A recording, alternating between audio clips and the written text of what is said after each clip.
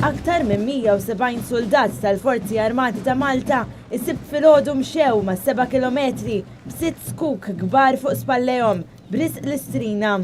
Huma telqu kmieni filgħodu minn San Ġiljan u waslu l-Belt fl-isfond tal-Briju mill-banda tal-Forzi Armati ta' Malta.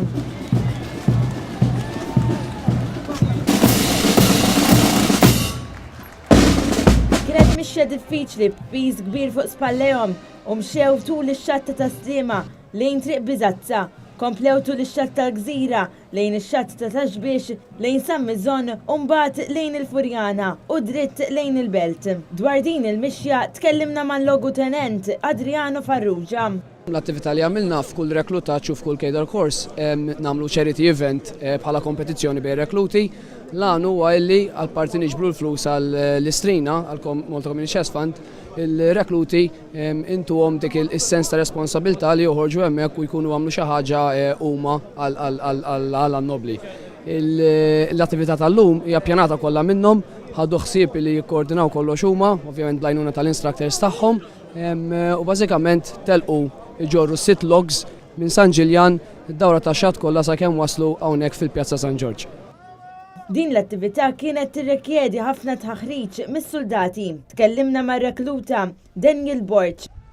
Hija diffiċli, però tul dawn l-aħħar ġimgħat konna din nittrejnjaw għaliha. Però l-kuraġġ li tagħmlu bej l-iskwadri kollha u anke l-instructors jirnexxielna biex naslu tal-Belt. Min-naħa l-oħra d-Dipartiment tal-Protezzjoni Ċivili matul il-ġurnata organizzat diversi attivitajiet fi Pjazza Helsin. Hemmhekk kienu eżebiti wkoll 6 vetturi ġodda. Dwar l-attività tad-Dipartiment tal-Protezzjoni Ċivili, Net News tkellem ma' Anthony Pisani. Għadna dil-opportunità li plassi li ovvjament jiġu inaugurati il-poplu li jkun qiegħed hawnhekk japprezza jara l-vetturi u plassek niġbru xi ħaġa għall-Community Chest Fund.